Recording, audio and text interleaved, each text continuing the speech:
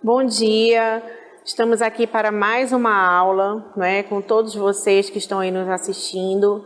Eu quero me apresentar novamente para quem ainda não me conhece. Eu sou a juíza Rebeca de Mendonça Lima, sou juíza titular do Juizado da Infância e Juventude Civil e sou coordenadora da Infância e Juventude do Tribunal de Justiça do Amazonas.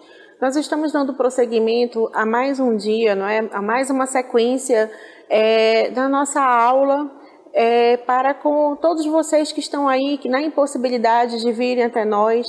Então foi uma maneira que nós encontramos de tentar fazer uma aproximação, uma interação mais rápida com vocês. Então nós estamos aqui, hoje eu estou dividindo a bancada com o meu colega, é uma alegria para mim dividir a bancada com o meu colega, o Dr. Eliezer Fernandes Júnior, que é o juiz da Infância e Juventude Infracional aqui de Manaus.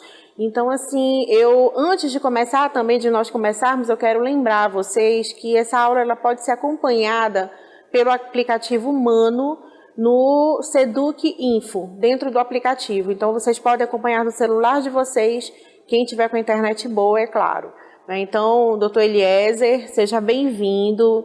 É uma alegria tê-lo aqui conosco para dividir essas experiências sobre a parte infracional, prevista no Estatuto da Criança e do Adolescente. Eu sei, nós sabemos, nós já trabalhamos no interior, nós sabemos que a demanda é muito grande em relação à parte infracional e nós estamos aqui para esclarecer, para passar algumas informações, alguns dados importantes, algumas referências, de maneira que nós possamos elucidar vocês e também tirar as dúvidas. Lembrando que quem tiver suas dúvidas, anotem que nós vamos ter aquele espaço para os questionamentos. Então, eu vou passar a palavra para o doutor Eliezer. Bom dia, obrigado pela oportunidade de estar sendo me dada hoje. Eu sou juiz infracional do Juizado da Infância Infracional, da Infância e da Juventude da Comarca de Manaus. Estou no tribunal também, junto com a Rebeca, há mais de 21 anos. E hoje estou aqui a convite da doutora Rebeca para participar do bloco que vamos falar acerca das medidas aplicadas ao menor em contravenção, ou em menor infrator. Em primeiro lugar, vamos aos conceitos. O que é um ato infracional? O ato infracional é qualquer ato cometido por adolescente com menores abaixo de 18 anos que seja equiparado a um crime ou uma contravenção do Código Penal. Então foi criado o ECA, que possibilitou a partir daí, juntamente com a Constituição, que aplicássemos medidas à ressocialização do menor e à recuperação do menor à sociedade. O ato infracional, então, seria um crime. Por exemplo, matar alguém é um ato infracional grave. Existem as contravenções, como embriaguez, o desacato, que seriam contravenções que também seriam atos infracionais. Mas, dependendo daí, seriam aplicadas as medidas socioeducativas, que são medidas que seriam no crime, seriam coisas punitivas, seriam penalidades, e no ECA seriam apenas medidas para ressocializar o menor e recuperar o menor. Acerca da inimputabilidade. A senhora quer falar alguma coisa, doutora? Não, pode prosseguir. Acerca da inimputabilidade, o Código Penal brasileiro estatui que menores de 18 anos são inimputáveis. Então, a inimputabilidade também se conclui em relação ao menor e a deficientes mentais, pessoas que têm problemas mentais e pessoas que não podem ter discernimento acerca do que estão fazendo. Então, acerca da inimputabilidade, o ECA também estabelece medidas que serão aplicadas a crianças e adolescentes. Sobre a socioeducação.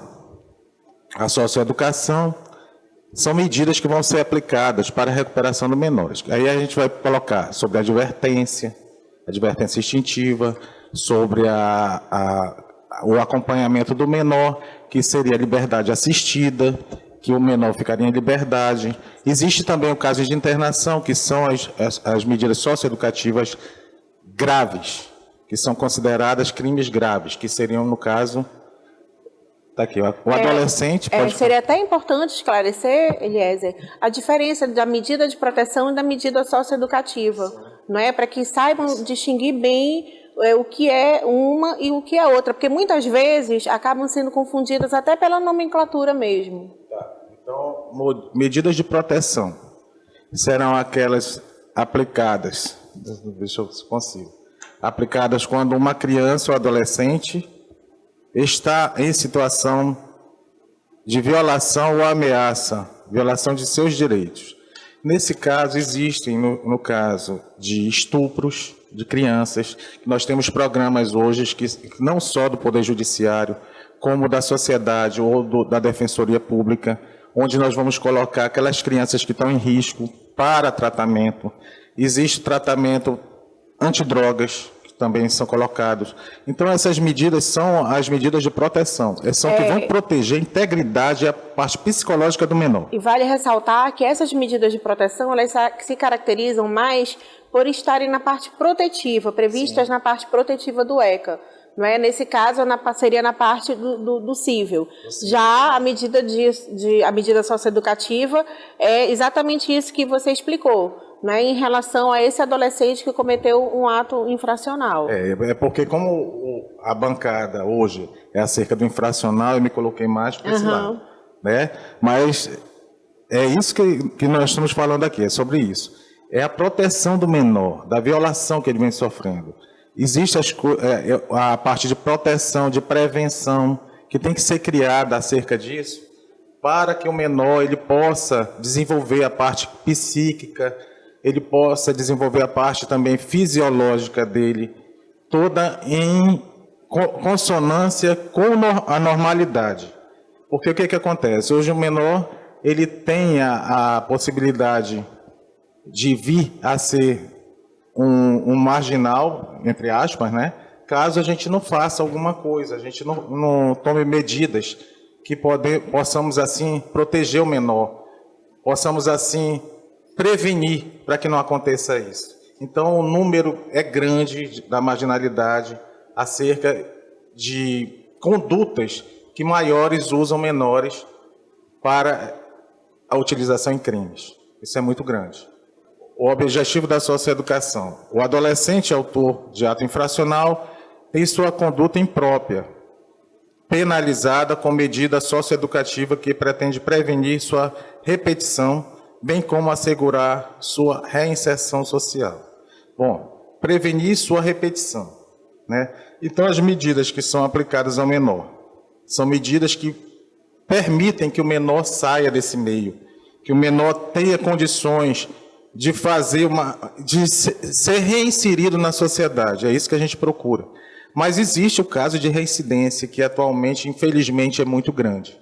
Menores que não conseguem sair, até pelo meio que eles vivem, até pela situação de proteção que não existe na sociedade. Porque a gente não tem famílias que não são tão carentes que eles não têm a possibilidade de prevenir nem de prover a situação de educação do menor. Então, isso é necessário que seja revisto. É necessário pela gente, o que a gente pode fazer no Poder Judiciário, a doutora Rebeca, assim como eu no lado infracional, essa conscientização, é colocar o menor que está em perigo, o menor que está na possibilidade de vir a delinquir, ou até que delinquiu, a ser inserido na sociedade, com caráter, com dignidade, com toda a estrutura que seria dada pelo Estado. Essa é a nossa necessidade, é isso que a gente está procurando fazer sempre. Adolescentes que infringiram uma norma penal e estão em situação de ato infracional. Tem toda essa rede e ao seu lado atuando juntamente com a base nos mesmos princípios de prioridade absoluta e proteção integral, para resguardar os direitos desta parcela de adolescentes. É aquilo que eu acabei de falar. A senhora quer complementar alguma coisa, doutora? Não, pode prosseguir. Os programas de execução de medidas socioeducativas devem oferecer condições que garantam o acesso do adolescente socioeducando às oportunidades de superação de sua situação de adolescente que praticaram o ato infracional. É aquela possibilidade que a gente tem de reincluir o menor em programas para ressocializar. A gente não está no lado infracional querendo só, como diz o professor, só querendo aplicar medidas, ou seja, uma pseudo-punição. Às vezes sim, às vezes nós temos como fazer isso de outra forma, trazendo a educação ao menor, trazendo a conscientização familiar, que isso é muito importante, porque o apoio da família é hoje primordial para que o menor saia dessa situação de risco, dessa situação de abandono que se encontra. A medida socioeducativa tem como traço principal e definitivo da medida de proteção ou de qualquer ação puramente socioassistencial pedagógica, sua tônica de responsabilização do adolescente autor de ato infracional. É aquilo, que a medida socioeducativa ela vai ser aplicada ao menor. Vamos exemplificar. Um menor que cometeu um latrocínio ou é um homicida. Eu não posso apenas ressocializar o menor sem aplicar alguma medida a ele. Porque eu vou estar, com certeza, fazendo com que ele tenha a conscientização do que ele fez, dando limites, fazendo responsabilização dele acerca dos atos que ele cometeu. Então, eu não posso tratar um menor que estava dirigindo embriagado, sem a possibilidade de ter habilitação, e a embriaguez, que seria, no caso, uma contravenção, eu não posso aplicar a mesma medida socioeducativa ao menor que cometeu um latrocínio ou um homicídio. Né? Então, temos que dosar isso aí. Então, são ações puramente socioassistencial pedagógica, no caso. E responsabilização do adolescente autor do ato infracional. É isso que eu quero dizer. Então, a medida vai ser de acordo com a gravidade, de acordo com a situação, tudo isso.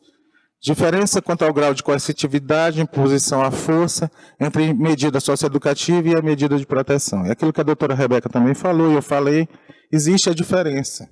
Existe a medida socioeducativa, é aquela que eu vou, justamente, após o processo, aplicar ao menor, e pode, cumulativamente, juntamente com a medida socioeducativa, aplicar também uma medida de proteção. Ou seja, eu colocar o menor infrator que cometeu uma contravenção, ele ser aplicado um PSC a ele, uma prestação de serviço à comunidade de 6 meses, cumulativamente obrigar ele a estudar. E a um tratamento, às vezes, em relação a drogas. Isso aí pode ser feito. Então, eu posso acumular isso aí. Responsabilizar significa impor a responsabilizado um dever, uma obrigação a ser cumprida, em resposta à prática de um ato praticado. Um dever é digno, é algo a que ninguém pode renunciar. De direitos podemos abrir mão, de deveres não. Então, aquilo, se o menor cometeu algum ato infracional grave, ou de médio, até de média gravidade, ele tem que ser, na verdade, responsabilizado por isso. E só podemos fazer com que ele tenha dever, não só direito, de ter dever de cumprir, de pagar ou até reparar um dano através das medidas socioeducativas. A medida socioeducativa, por assumir essa feição de dever, deve ser cumprida, queira ou não, ao adolescente. O dever é imposto se o adolescente não cumpri-lo. Vai sofrer as consequências que podem chegar à privação de liberdade por até 3 anos. Isso quer dizer o seguinte, existe o caso da reincidência. Existem adolescentes que são reincidentes, acabam de sair de uma audiência, numa semana eles estão de volta na outra. E aí, às vezes, até a medida não foi cumprida, nem foi iniciada uma medida, uma prestação de serviço, até às vezes uma advertência, colocada na escola e o adolescente ele volta. E no caso dessas reincidências, ele pode vir a ser aplicada uma internação a ele. Não só no caso grave, mas nesses casos de média complexidade, eles podem ser cumulativamente somados, no caso do penal, somariam as penas. No caso do adolescente, não tem como fazer isso. Reuniríamos todos os processos e aplicaria uma medida de internação. Seria isso. Não se responsabiliza alguém por sua condição, mas, sobretudo, pelo ato, pela conduta desconforme a lei que praticou. Essa ênfase no fato de não, na condição social e familiar do infrator, previne a perversa criminalização da pobreza ou encarceramento por causa da exclusão social. Isso não é verificado por parte da minha, no caso de aplicação, né? Na aplicação da medida socioeducativa, ele é um fator importante, sim, mas o mais importante na aplicação seria a gravidade do fato. E logo em seguida também, esse estado de pobreza, dizer que o menor infrator, pelo estado de pobreza, ele tem que ser punido por isso? Não. Ele não escolheu a situação de nascimento dele ou até a condição que ele vive no dia de hoje.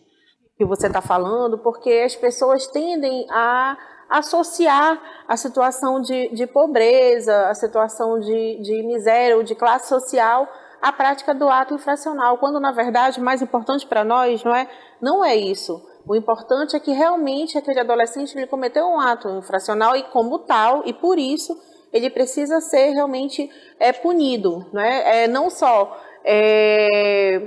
com uma aplicação de uma medida socioeducativa que vai fazê-lo aprender o ato que ele cometeu é errado, é um ato em desconformidade com a lei, em desconformidade com o que está previsto, mas também, como o doutor falou, tem esse lado também pedagógico, que é o mais importante para nós, que atuamos na área da infância, que ele aprenda, que aquilo que ele fez, aquele ato que ele cometeu está errado, que ele não venha cumprir.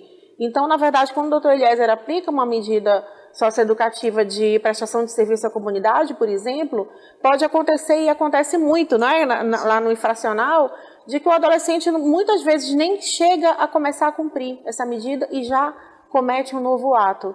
Então é importante porque assim, que a gente que nós tiremos de nós esse pensamento de que a punição está associada à pobreza. Não é isso que acontece. Exatamente, não existe isso. Até porque, doutor, o senhor tem clientes que são de distintas classes sociais, classe média, inclusive classe média alta.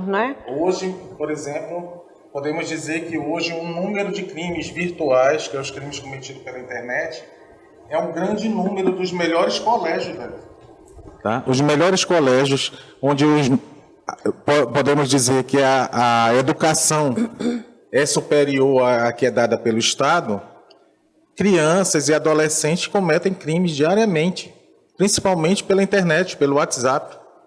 A nova modalidade, a nova modalidade. Tempos modernos, Isso, tempos modernos.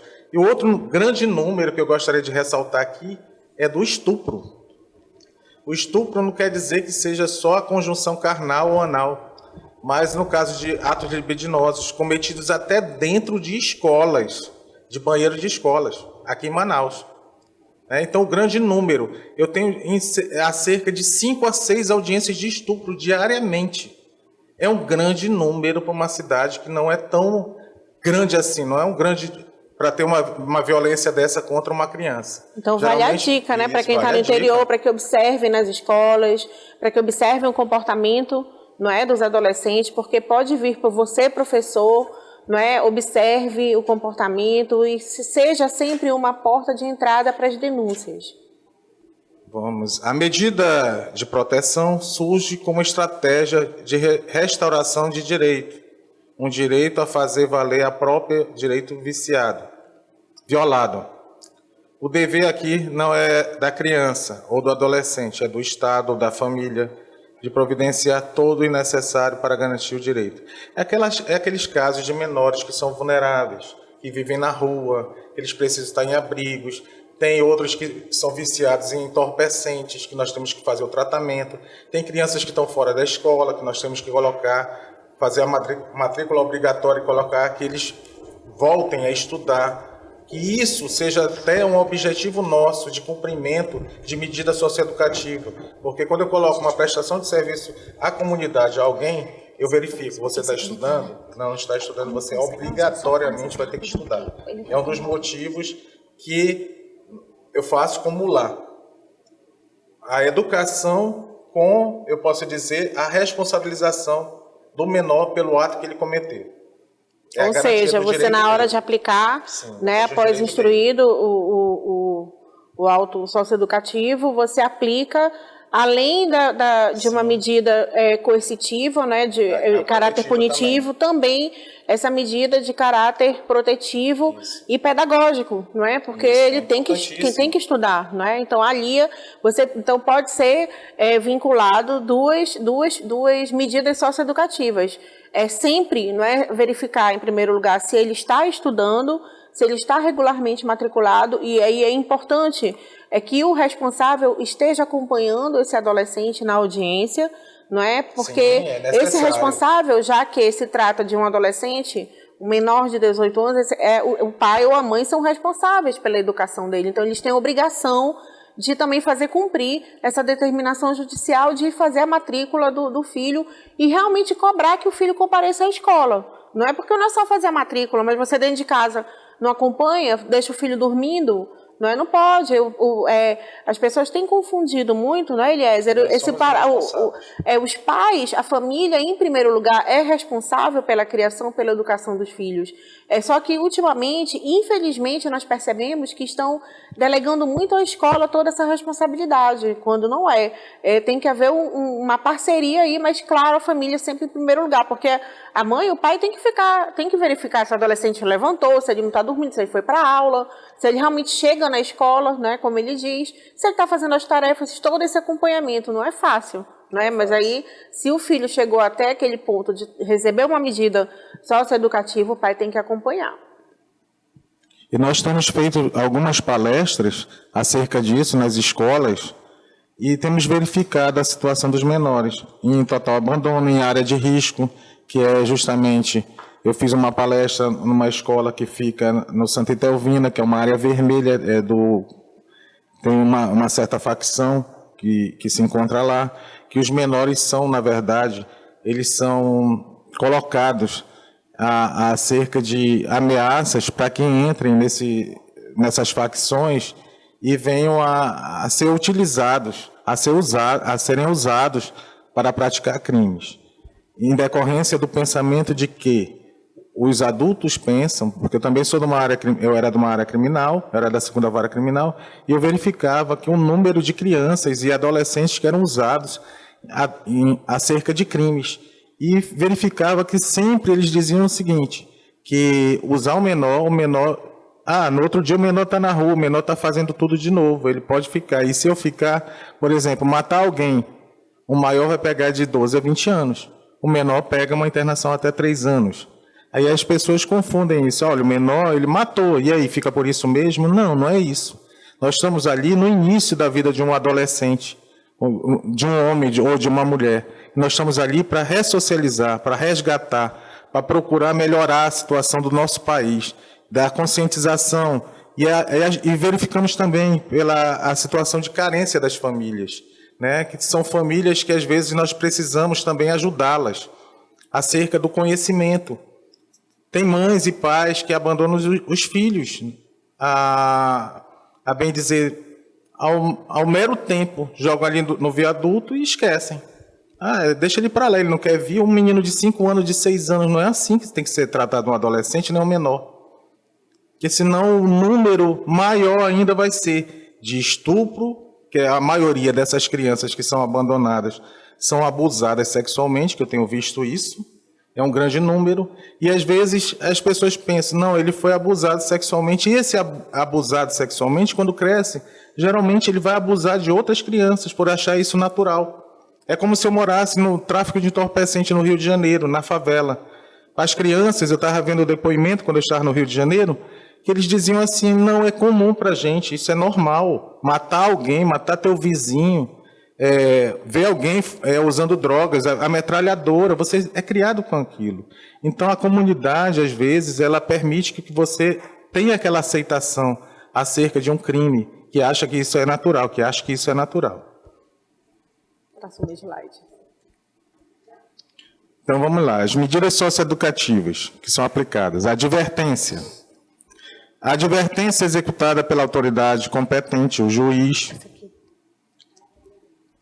O juiz... São previstas no artigo as medidas socioeducativas, na previsão. Lendo aqui. O Estatuto da Criança e da Adolescência, capítulo 4, artigo 112, prevê: verificada a prática de ato infracional, a autoridade competente poderá aplicar no adolescente as seguintes medidas: advertência, obrigação de reparar o dano, prestação de serviços à comunidade, liberdade assistida, inserção em regime de semiliberdade, internação em estabelecimento educacional e quaisquer uma das previstas no artigo 101, inciso 1 ao 6º.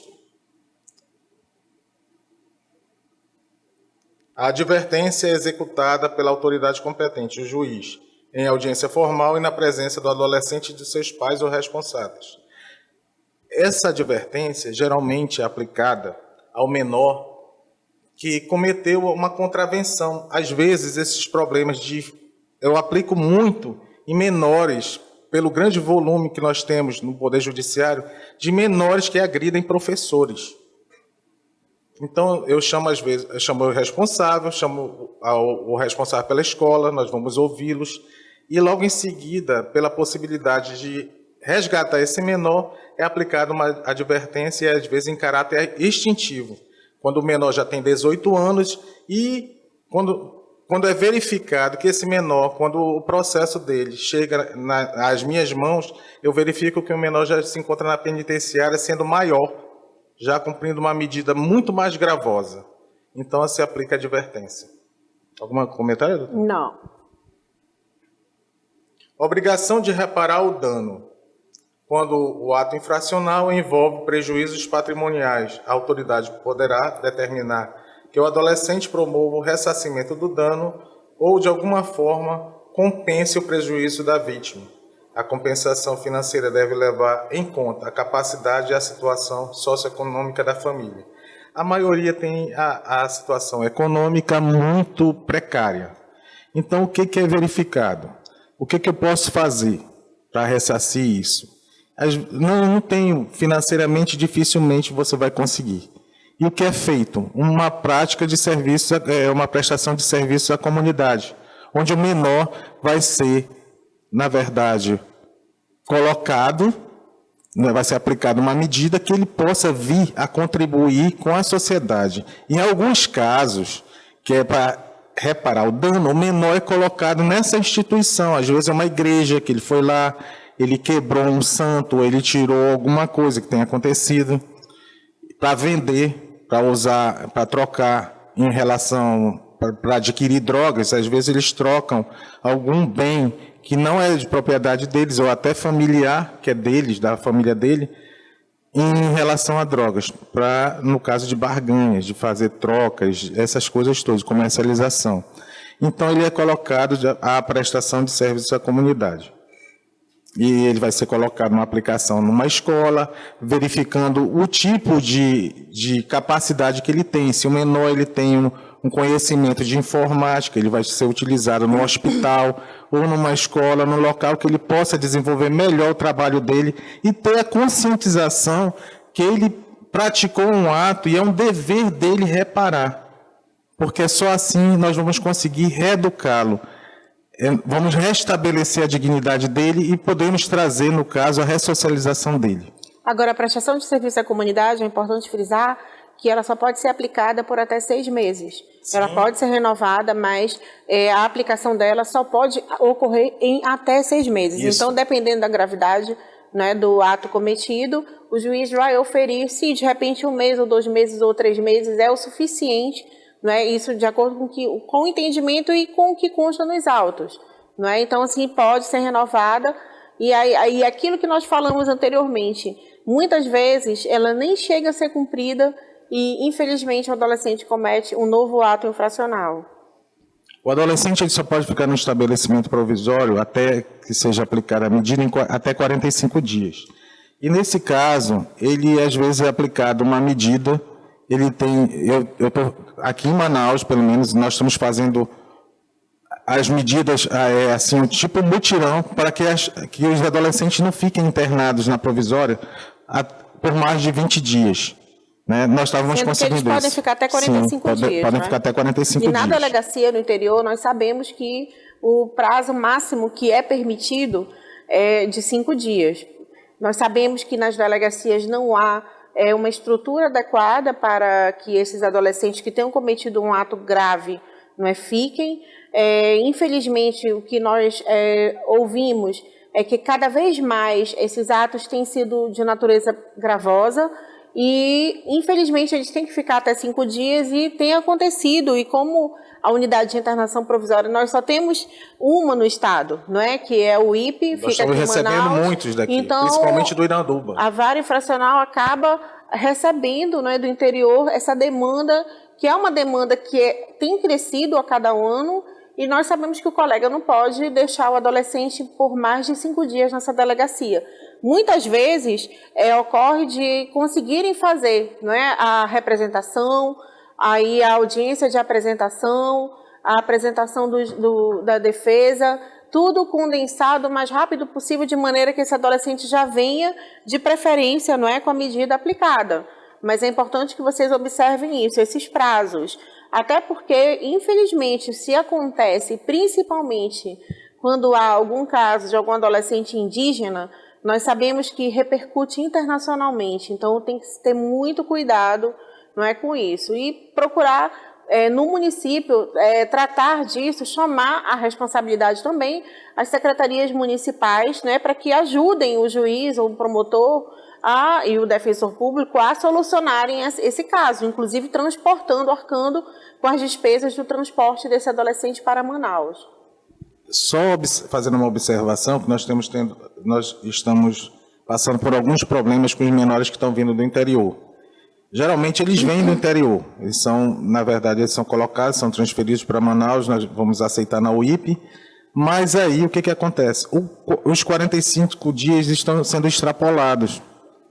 Os colegas do interior, eles têm que mandar para a gente aqui, através de precatório, ou alguma situação que possamos, assim, fazer a apresentação do menor, para que ele possa ser providenciado a continuação do processo dele que venha a ser no interior, até que ele seja mandado novamente ao interior, mas com outra situação.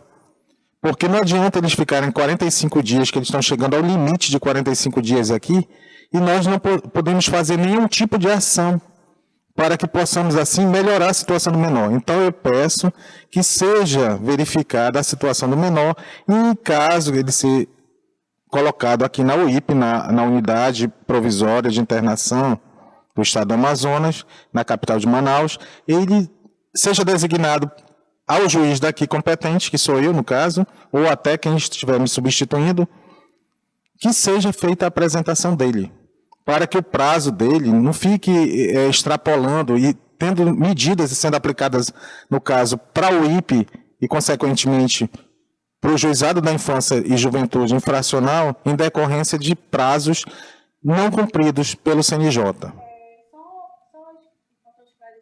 Por exemplo, e naquela comarca em que não há um promotor de justiça lá para, naquele momento, oferecer a representação e também participar da audiência de apresentação, como que o colega deve fazer? É isso que eu estou dizendo, que ele poderia mandar para mim, para que eu faça sim, isso. Deprecando para mim os atos que eu possa fazer aqui, para justamente fazer a apresentação do menor e tome as providências até a situação de continuação ou não. E que eu possa aplicar, no caso de contravenções ou de medidas que não sejam gravosas, aplicar, no caso, uma medida socioeducativa. E que ele volte para o interior já com o processo dele totalmente extinto em relação a julgamento, mas que ele venha já passando para a fase de execução. Agora, claro, isso é uma exceção, né? Óbvio, se existe um promotor de justiça que possa já dar andamento, né? É difícil, mas assim, se tiver é o ideal, né? Ideal. Porque aí você já vem já com a apresentação já feita. Alguns juízes já estão se preocupando com isso, têm entrado em contato conosco. Nós temos pedido para que eles venham já com toda a documentação necessária para que possamos fazer assim a apresentação. E outra coisa, de que forma que nós podemos, que eles podem, no caso, encaminhar esse adolescente, encaminhar, eles fazem por ofício, por carta precatória, eles estão encaminhando, justamente na prática eles estão fazendo assim, eles estão entrando em contato conosco e já mandam através de ofício que o menor seja, dependendo da situação, que nós temos um número limite de vagas aqui, é verificar se tem a possibilidade de receber o menor, e eles mandam através de ofício e mandam a documentação toda do menor. Isso é necessário se fazer. E também o que a gente está pedindo é que venha, através de precatória, já todos os procedimentos que possamos fazer, inclusive a aplicação de medida socioeducativa. Lembrando que isso é importante porque existe a guia, não é, de execução. Isso. E as guias, todo adolescente, como na parte protetiva eu expliquei para vocês, que toda criança ou adolescente que é encaminhada para um abrigo tem que ser obrigatoriamente gerada uma guia de desacolhimento e desacolhimento quando sai. Da mesma forma, quando há a internação de um adolescente em conflito com a lei, é gerada uma guia. Esses cadastros que o CNJ, que o Conselho Nacional de Justiça, nos exigem e que, inclusive, é o melhor para o controle, né? Para o controle de como é que está o processo, para que não perca o prazo, para que realmente possa haver esse controle. Então, lembrando que vocês façam isso de maneira como o doutor Elias está falando, porque para organizar melhor o trabalho, vocês acompanharem melhor o processo, porque é obrigatória a geração de guia. Obrigado, Rebeca. E liberdade assistida, é o LA. O artigo 119 estabelece que incumbe ao orientador, com o apoio e a supervisão da autoridade competente, a realização das seguintes encargos, entre outros. Primeiro, inciso 1, promover socialmente o adolescente e sua família, fornecendo-lhe orientação, inserindo-os, se necessário, em programa oficial, eu estou com minha vista muito ruim, e comunitário de auxílio e assistência social. Ou seja, a LA é liberdade assistida. No caso do menor estar livre, mas o menor estar livre não quer dizer que ele vai estar livre de uma situação que ele cometeu. Ele tem obrigações. E essas obrigações, a partir do momento que eu disse que ele está com uma liberdade assistida, ele tem que cumprir também. Muitas vezes ele tem que ir para a escola, ele tem que participar de alguns programas que são colocados, às vezes dessa parte psicológica, que é pelos CAPCIs, a situação também da família. Então, tudo isso é verificado e tem também o Conselho Tutelar, que tem a parte de fiscalização disso. Alguma coisa a acrescentar? Não. O cumprimento em meio aberto da medida socioeducativa de liberdade assistida tem como objetivo estabelecer um processo de acompanhamento, auxílio e orientação do adolescente. É aquilo que eu falei.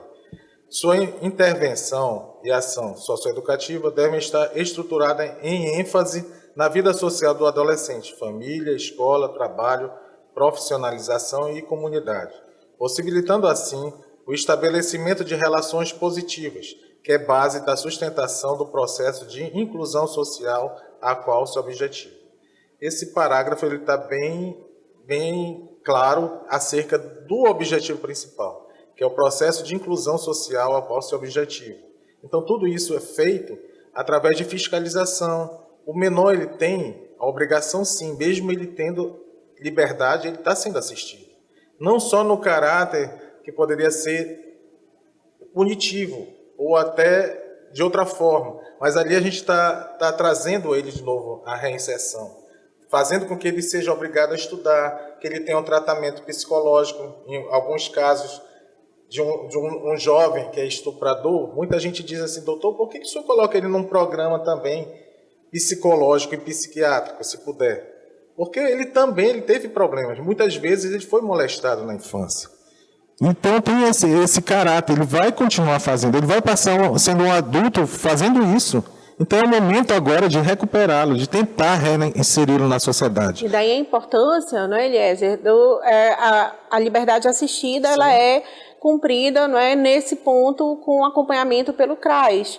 E aí a importância de nós contarmos com a participação, não é, dessa rede de apoio, porque nós sabemos também das dificuldades em que os CRAs se encontram, com pouca estrutura, mas infelizmente deixa um pouco a desejar, porque é um ponto muito importante. Eu considero a liberdade assistida uma das medidas mais importantes, a partir no momento em que se possibilita ao adolescente que ele tenha toda essa chance de inclusão social, mas ele precisa da ajuda do CRAS. Nós sabemos que os CRAs, eles precisam também de um melhor suporte. É um trabalho que é feito em conjunto, não é? Então, daí a importância da gente estar falando também para a rede de apoio, né, para que vocês observem esse cumprimento da liberdade assistida, que é essencial. A semiliberdade. O regime de semiliberdade pode ser determinado desde o início ou como forma de transição para o meio aberto. Possibilita a realização de atividades externas, independentemente de autorização judicial. São obrigatórias a escolarização e a profissionalização, devendo sempre que possível ser utilizados os recursos existentes na comunidade. Nós temos um grande problema. É a prova de fogo, né, para o adolescente. Aqui nós temos um grande problema. Tanto eu vejo a semiliberdade é um grande problema, geralmente, porque temos que saber dosar, né? Quando você dá semiliberdade a uma pessoa, você tem que saber que essa pessoa ela é digna, ela tem a responsabilidade de cumprir aquele regime de semiliberdade. Cumprir com obrigações, com deveres, com limitações. Nós tendo um grande problema na semiliberdade, não só na parte infracional de adolescentes, como no Estado todo, como no Brasil todo. O que acontece? Em decorrência de nós termos, eu não sei nem se seria bom falar aqui, mas é bom por causa que tem colegas no interior e outros que estão me ouvindo, nós temos o crime organizado. E as pessoas que estão na semiliberdade, não no caso dos menores infratores, que o número é pequeno, nós temos até como conter isso. A semiliberdade, ela permite que haja o acesso aos internos e aos externos. E isso está acontecendo com que a coisa gere o crime organizado. Pessoas que estão lá dentro do estabelecimento penitenciário, no caso de maiores, eles têm o acesso, através dos que estão na semiliberdade, à parte que está fora. E os menores têm feito isso também, que são menores que são utilizados em facções. Então a gente tem tentado fazer o máximo possível, até às vezes internando o menor, para que não aconteça isso. Né? Então essa conscientização vem também familiar, vem do Estado, e eu peço aqui ajuda em relação a isso. Por fim, né, a internação. A gente já está encerrando esse bloco, né, vamos terminar falando sobre a internação. Né? A internação seria o final de tudo. Medidas gravosas como homicídio, latrocínio, no caso de reincidência muito alta do menor, em situação infracional, nós colocamos o menor em internação, que seriam no caso de crimes gravosos, no caso do Código Penal. Em relação ao ECA, seriam os atos infracionais gravosos. Alguma pergunta? Não. Não? Então vamos encerrar. O que é permitido na internação, Eliezer? Será permitida a realização de atividades externas a critério da equipe técnica da entidade, salvo expressa determinação judicial em contrário. Sempre na internação será permitido que o menor, no caso, ele venha estudar internamente. Nós temos projetos, temos de biblioteca dentro. Existe, no caso, de internação feminina, que é um modelo muito grande, que as meninas elas se dedicam muito a essa parte laboral, de aprenderem atividades que elas possam vir a cumprir fora do estabelecimento. No caso dos meninos também, mas só com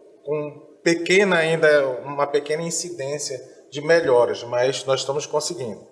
A medida não comporta prazo determinado, devendo sua manutenção ser reavaliada, mediante decisão fundamentada no máximo de cada 6 meses. Bom, isso é feito através do juiz também. Existe o juiz da execução, que ele cuida mais dessa parte da internação.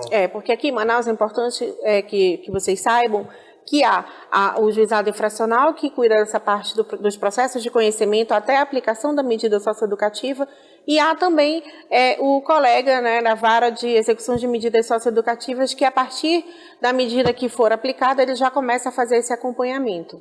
Nós estamos encerrando esse bloco, nós vamos continuar daqui a pouco, dando continuidade, não é, a parte final sobre internação, que é muito importante, eu acho importante a gente frisar bem. Obrigada.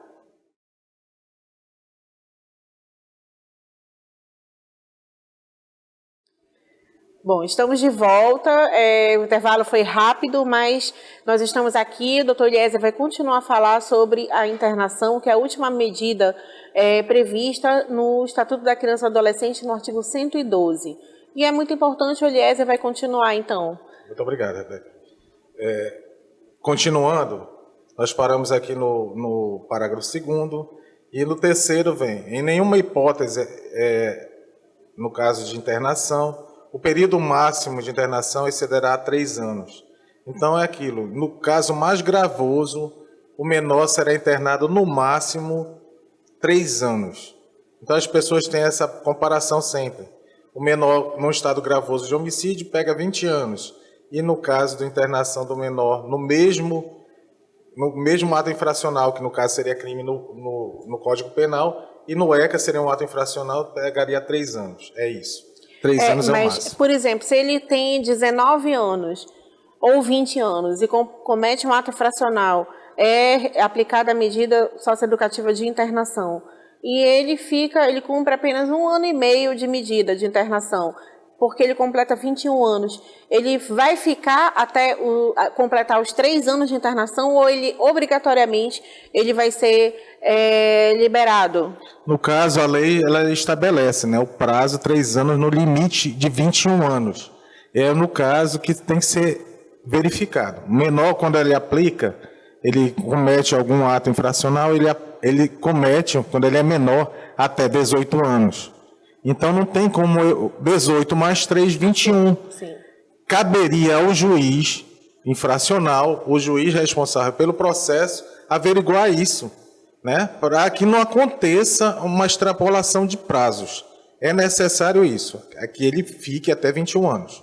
Ou seja, ele só pode ficar até 21 anos. É o prazo máximo. E aí as pessoas ficam resignadas, né, porque acham que ele não cumpriu o suficiente, mas é porque realmente ele cometeu aquele ato enquanto ele ainda era adolescente. Então, sempre lembrando, né, a diferença do adolescente para um adulto quando comete um ato previsto em lei, como um tipo penal, previsto em lei, que a diferença é que o adolescente a gente ainda tenta aplicar essa medida com um caráter pedagógico, diferentemente do adulto, não é? Em caso de contravenções, por exemplo, o menor que já completou 18 anos, às vezes o processo, pelo procedimento de delegacia, demora a chegar ao juizado. Quando chega no juizado, o menor já tem 19 anos, 18 anos e meses.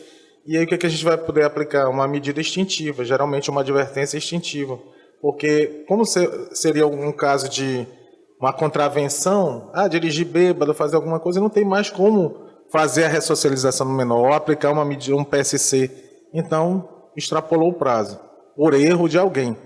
Às vezes, pela procrastinação da justiça. Mais alguma coisa? Bom, eu dou por encerrada essa parte e agradeço muito a participação que a doutora Rebeca me concedeu hoje. E é uma honra estar aqui e me coloco à disposição para participar dos próximos. Muito obrigado. Nós vamos continuar agora com a Fernanda. A Fernanda é pedagoga da Coordenadoria da Infância. Ela vai aqui falar um pouco desses princípios, mais da parte teórica. E lembrando que o doutor Eliezer não vai fugir ainda, porque mais para o final nós vamos abrir aqui um tempo para que vocês que estão nos assistindo possam tirar suas dúvidas, formularem perguntas. Fernanda, é com você. Grata, doutora. Nós queremos convidar, primeiramente, bom dia a todos que estão nos assistindo, e nós queremos contar com a participação de vocês. Então, quem está aí assistindo, que está acompanhando a aula, mande perguntas, tire suas dúvidas, que ao final nós vamos abrir para que a mesa possa responder, e aí nós podemos comentar para que a aula seja mais participativa e que tenha relação justamente com as dúvidas de quem está aí na ponta, atendendo, trabalhando com essa socioeducação na realidade do interior do estado. Então, a gente vai falar agora dos princípios. Todas essas medidas socioeducativas que o Dr. Eliezer apresentou, elas devem seguir alguns princípios que eles são trazidos pelo SINASE, que é o manual de aplicação dessas medidas socioeducativas. Esses princípios são 16. Então, a gente vai falar rapidamente e aí vai passar a analisar como que está atualmente a realidade do nosso Estado nesse sentido. Então, o primeiro princípio que deve ser respeitado na execução da medida socioeducativa é o respeito aos direitos humanos. Então, quando pensa em adolescente que comete infração, que é apreendido para o cumprimento, desde o momento que ele é apreendido, desde o momento da apuração daquele fato, da materialidade, todo o percurso e a trajetória que deve ser percorrida por esse adolescente, desde o momento que é identificado ou que é suspeito o cometimento de ato infracional, deve seguir os princípios de respeito aos direitos humanos que são estabelecidos em convenções internacionais, das quais o Brasil é signatário. O segundo princípio é a responsabilização solidária da família, sociedade e Estado pela promoção e a defesa dos direitos da criança e do adolescente. Então, quando a gente pensa em criança e adolescente, que é assim que a gente fala atualmente, com a mudança de legislação que nós tivemos com a promulgação do Estatuto da Criança e do Adolescente, nós tivemos a retirada do termo menor, e a gente se refere ao termo adolescente a partir dos 12 anos de idade e criança até os 12 anos, a gente tem a definição de Estado, família e sociedade como responsável pela garantia desses direitos integrais desses sujeitos. Então, a gente tem a responsabilidade solidária, tanto o Estado quanto a família e a sociedade igualmente são responsáveis pela garantia desses direitos. E aí, quando um adolescente comete um ato infracional, não é porque ele cometeu uma infração que ele deixa de ser atendido e garantido por todos esses direitos que são garantidos universalmente a todos os adolescentes, independente da classe social, da raça, da religião, etc. A nossa legislação, ela também tem como princípio básico a consideração desse adolescente como pessoa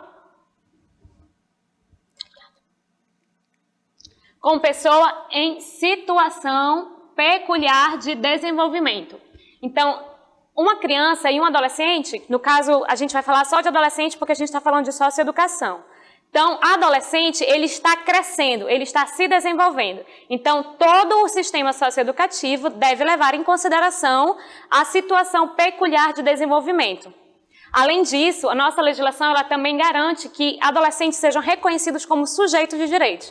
Então, é muito importante que o adolescente seja reconhecido durante toda a execução da medida socioeducativa como sujeito de direitos, que ele tenha a sua versão dos fatos considerada, que a palavra dele tenha o poder de legitimidade nos autos do processo, que todas as condições dele sociais sejam levadas em considerações e a responsabilidade.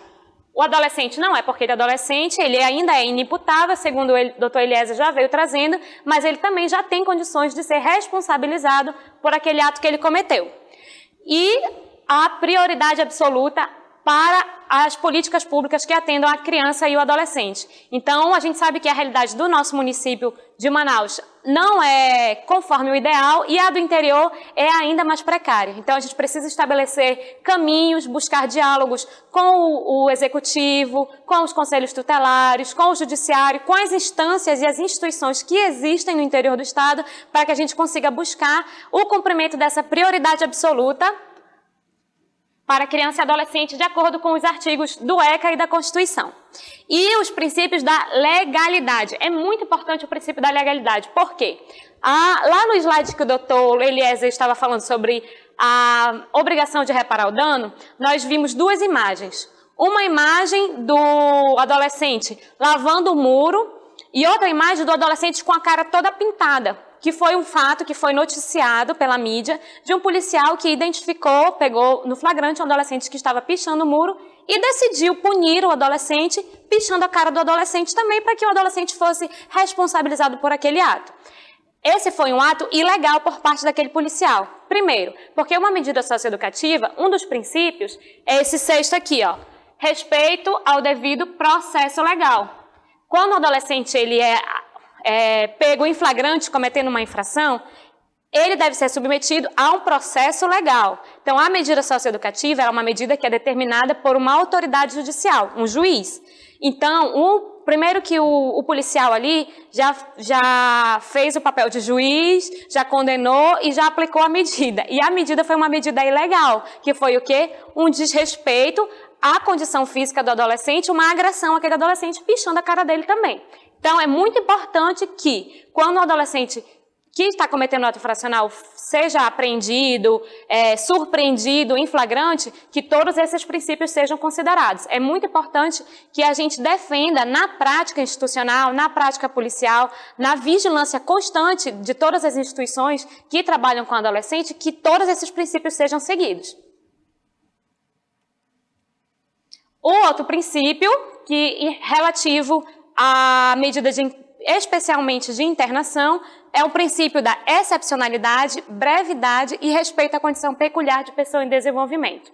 Então, assim, a medida de internação, que é a medida mais grave, mais gravosa, mais rígida, ela deve ser uma medida excepcional, aplicada somente em casos de grave ameaça, uso de violência, flagrante, casos de não cumprimento anterior de outras medidas mais leves e reincidência reiterada do adolescente. Então, assim, verificação na hora da apuração do ato infracional, e também sabendo, quando o doutor Eliezer concluiu a aula, ele ficou falando que vai no máximo até 3 anos, mas ela não tem um tempo mínimo estabelecido. Então, esse princípio da brevidade, ele deve ser considerado quando for aplicada a medida da internação.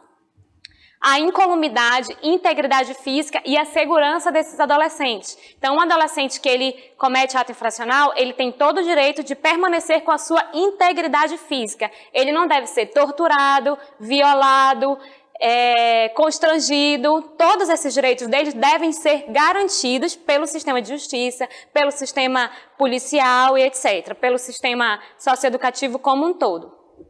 O respeito à capacidade do adolescente de cumprir a medida, as circunstâncias da sua vida e do cometimento do ato infracional, a gravidade da infração e as necessidades pedagógicas do adolescente na escolha da medida, com preferência pelas que visem o fortalecimento dos vínculos familiares e comunitários. Então, o juiz, quando ele vai aplicar essa medida socioeducativa, ele deve levar em consideração a avaliação daquele adolescente. Ali naquela audiência de conhecimento, que ele vai fazer a determinação da medida socioeducativa, ele tem que olhar qual a capacidade física que aquele adolescente tem de cumprir aquela medida, o tipo de medida que ele vai estabelecer para ele, as necessidades pedagógicas do adolescente, partindo da avaliação contextual na qual o adolescente vive, na história de vida dele, se ele já tem uma trajetória infracional, há quanto tempo, se ele já foi apreendido outras vezes, se trata de reinserção, que tipo de vinculação ele tem naquela comunidade, se ele tem algum tipo de habilidade mais desenvolvida, por exemplo,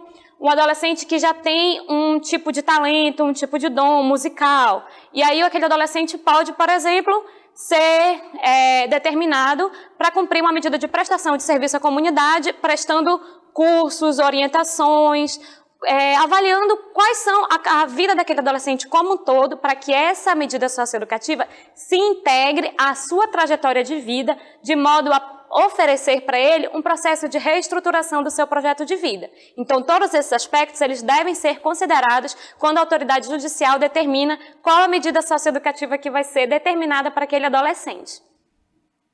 A incompletude institucional. É muito importante a gente pensar nesse princípio. O que é a incompletude institucional? A incompletude institucional é a noção de que uma instituição sozinha não consegue atender a integralidade daquele adolescente. O que significa? Nós temos a escola, que trata de educação, temos a segurança pública, temos a Secretaria de Cultura, temos a saúde. Então, todos os integrantes do sistema de garantia de direitos são autores que constituem a integralidade daquele adolescente. O CREAS, que realiza o atendimento socioeducativo em meio aberto, ele não dá conta, sozinho, com a sua equipe técnica, de atender toda a integralidade de vida daquele adolescente. O que ele precisa? Acionar os outros autores, as outras instituições que compõem o sistema de garantia de direitos para que garanta as condições do pleno desenvolvimento daquele adolescente em todos os aspectos da sua vida. Esse é o princípio da incompletude institucional. E o 11º princípio é a garantia de atendimento especializado para adolescentes com deficiência. esse princípio está relacionado com aquele princípio anterior que eu falo sobre as condições que o adolescente tem para cumprir a medida. Então, se o adolescente tem alguma condição física específica que dificulta, impede algum tipo de cumprimento de determinada medida, por exemplo, a unidade de internação aqui em Manaus, ela não tem acessibilidade, não tem algumas características que contemplem um adolescente que tem algum tipo de dificuldade de mobilidade. Então, o juiz, quando ele avalia a situação daquele adolescente na audiência de conhecimento, ele já vai verificar se aquele adolescente tem condições de cumprir qual tipo de medida que ele vai determinar para ele. E esse 12º princípio é a municipalização do atendimento. Para todas as pessoas que estão no interior do estado ouvindo, esse princípio é muito importante. Por quê?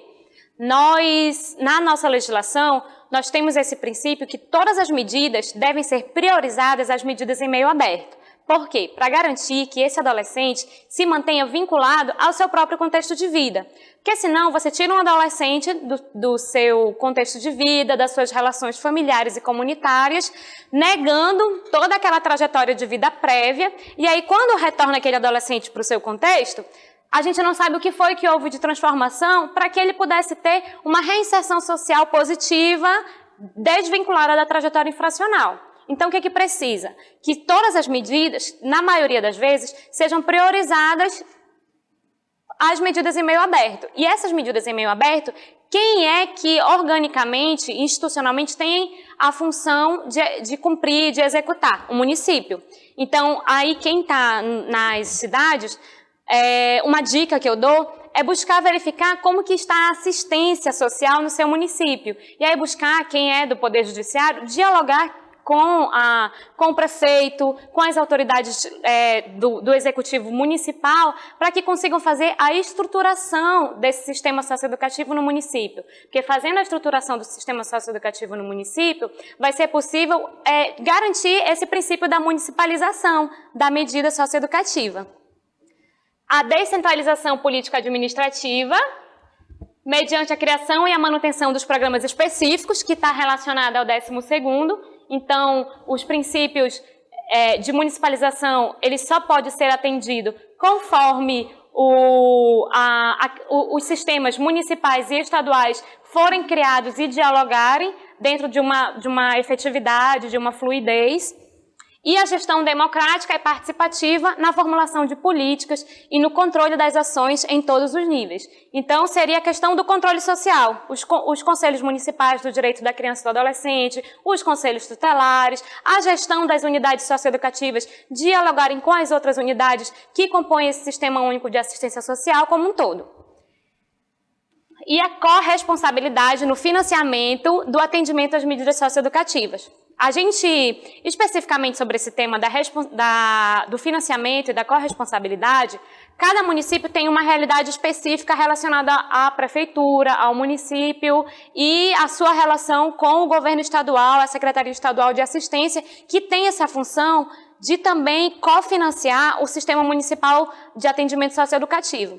O que a gente pode fazer enquanto coordenadoria da infância e juventude, no final a gente vai dar o nosso contato de telefone, de e-mail, para que depois a gente faça esse diálogo de como que a gente vai poder acompanhar esse diálogo com o executivo. Como que as pessoas do judiciário podem chegar para o prefeito, inicialmente tentando esse diálogo mais solidário, mais próximo, de sensibilizar o prefeito para cumprir as determinações do SUAS, e caso não seja possível, depois o promotor de justiça, a defensoria pública, quando existe, no interior do estado, entrar com ações civis públicas para que possam garantir que o município cumpra esses princípios que estão determinados na legislação. E a mobilização da opinião pública no sentido da indispensável participação dos diversos segmentos da sociedade. Por que é importante, quando a gente fala em sistema socioeducativo, fazer a mobilização da opinião pública? Porque o ECA, ele já tem quase 30 anos, tem 29 anos. E ainda existem muitas pessoas que não entendem quais são os seus princípios, não entendem que existe todo um sistema de responsabilização de adolescentes que cometem infrações. Então é muito importante que a opinião pública seja transformada, educada, para que aconteça a compreensão do que é o Estatuto da Criança e do Adolescente, o que é a doutrina da proteção integral. Na aula anterior, que a doutora Rebeca esteve aqui no estúdio, ela apresentou essa mudança de legislação, a doutrina da situação irregular, que foi transformada por uma doutrina da proteção integral, só que essa doutrina, ela ainda não está de forma muito clara na cabeça das pessoas. Então, nós que somos o poder público, que temos a obrigação de saber dessa doutrina, de ter nas nossas práticas todos esses princípios de maneira bem firme e que sejam a base das nossas relações profissionais, a gente tem a obrigação de mobilizar a sociedade para que ela também compreenda o que é a legislação, para que o adolescente se reconheça como sujeito de direito. Adolescente que comete ato infracional ou que não comete. Que as famílias saibam quais são os direitos da criança e dos adolescentes que precisam ser resguardados. Que saibam quais são as portas de entrada, onde a gente pode ir quando um adolescente é violado, quando uma criança passa por algum tipo de violação dos seus direitos. Então, por isso é muito importante que a gente, no sistema socioeducativo, faça essa mobilização da opinião pública também. A essa parte do financiamento, foi o que eu falei para vocês, que depois, por ser uma situação muito específica, em relação, cada município tem a sua realidade, tem o seu ordenamento de despesa, a gente pode, posterior à aula, porque também é um aspecto assim, bem complexo, que demanda bastante tempo de análise e respostas relativos à realidade local, a gente pode dialogar depois, especificamente com cada município, para a gente tentar encontrar as resoluções possíveis. Então, a gente tem esse panorama de como deve ser o atendimento socioeducativo. Então, o Estado, o município e a União, eles funcionam de maneira integrada, tanto em relação ao financiamento, em relação aos órgãos de controle e, na execução, quem atende é o Estado, o município e as ONGs. E como nós estamos? A gente traz todos esses 16 princípios, que são princípios básicos que devem ser levados em consideração no atendimento socioeducativo, e a gente pensa como que está atualmente a nossa realidade socioeducativa no estado do Amazonas. Então, a gente vai pensar essa realidade a partir de alguns critérios que foram falados aqui anteriormente. Primeiro, o caráter eminentemente pedagógico das medidas. Será que quando a gente está aplicando uma medida socioeducativa no nosso juizado, aí na comarca do interior do estado, nós estamos considerando o caráter eminentemente pedagógico das medidas? Será que a gente está valorizando mais o aspecto educacional ou o aspecto punitivo, o aspecto vingativo daquela medida que está sendo aplicada? E aí, quando eu estou falando isso, eu quero deixar bem claro que não se trata de não fazer a responsabilização do adolescente, mas de atender todos os princípios que existem na legislação, dando principal atenção ao caráter pedagógico de uma medida que deve ser aplicada. As medidas socioeducativas podem variar de acordo com as circunstâncias, a capacidade do adolescente para cumprir a medida e a gravidade do ato. Então, muitas vezes, esses princípios eles não são tão cumpridos quando uma medida é determinada a um adolescente. Às vezes, até por falta de conhecimento, por falta de tempo, porque o juiz do interior, ele é um juiz único para as diversas demandas. Então, muitas vezes, essa área da infância e juventude, ela exige uma atenção especial, exige um tempo de estudo, um tempo de dedicação, para que a medida socioeducativa seja determinada de acordo com todos os princípios que estão previstos na legislação. Mas, para que isso aconteça, nem sempre é possível que o juiz, a equipe do interior do estado, tenha esse tempo de avaliação para cumprir esses critérios. Então, por isso a gente está aproveitando a oportunidade dessa aula para demarcar bastante a importância desses princípios que devem ser considerados.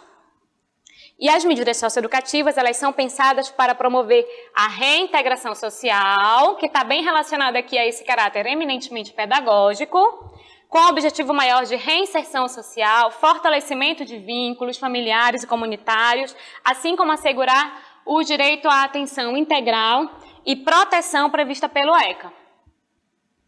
Então, o ECA sempre como protagonista aí na execução das medidas socioeducativas. Quando a gente pensa em medida socioeducativa, a gente não deve estar levando em consideração o Código Penal, porque não é a mesma coisa, são realidades, são concepções completamente distintas. Então, o ECA ele é sempre protagonista quando você pensa em adolescente que cometeu infração, que está precisando ser responsabilizado pelo SINASE.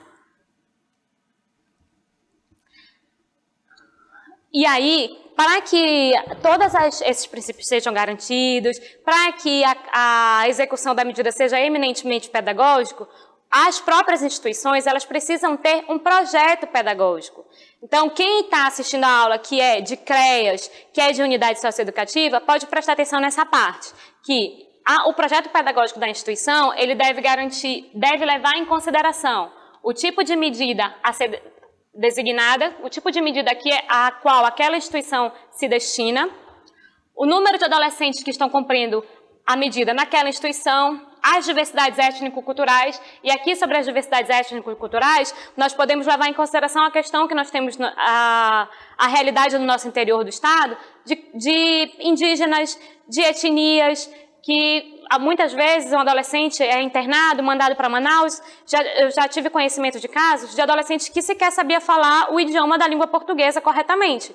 Então, ele falava ali espanhol porque ele era da fronteira. E aí, como é que fica o fortalecimento dos vínculos familiares e comunitários daquele adolescente que está aqui, distinto, separado da sua realidade familiar, da sua realidade comunitária e, inclusive, da sua forma de comunicação possível?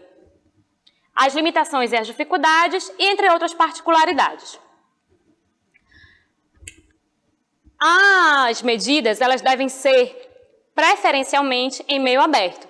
Por quê? Porque a gente deve sempre reforçar o caráter pedagógico em detrimento do caráter punitivo. Então, as medidas, o SINASE ele sempre dá relevância às medidas socioeducativas em meio aberto, como prestação de serviço à comunidade e a ALA.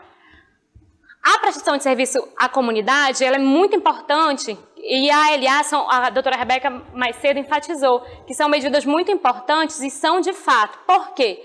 Porque a ALA é a medida mais potente. É a medida que acompanha aquele adolescente no seu próprio contexto de vida. Então, o adolescente ele não está desvinculado das suas relações prévias para que ele consiga passar por esse processo de reestruturação. Então, o nosso desafio, enquanto executores dessa medida, é garantir que o adolescente, dentro do seu contexto de vida, tenha condições de atender, de ser protegido pelo Estado nos seus diversos direitos de saúde, educação, esporte, judicialização, profissionalização, que ele passe por tudo isso e que tudo isso seja reestruturado na sua vida dentro do seu próprio contexto de vida, respeitando os seus vínculos familiares e comunitários. E a prestação de serviço à comunidade, ela deve também ser uma medida que potencialize uma habilidade do adolescente. Então, que o adolescente se reconheça como possível,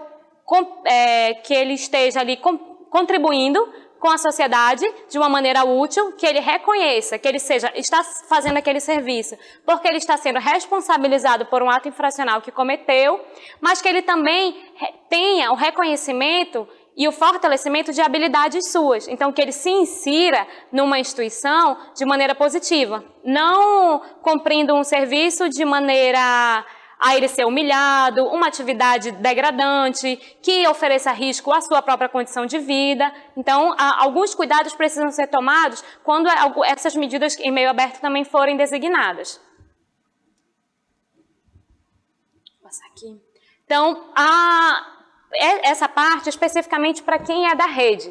Então, quem é da rede, que está aí da assistência social, que está assistindo essa aula, essas informações são muito importantes. Quais são os critérios básicos para a estruturação do serviço de medida socioeducativa em meio aberto?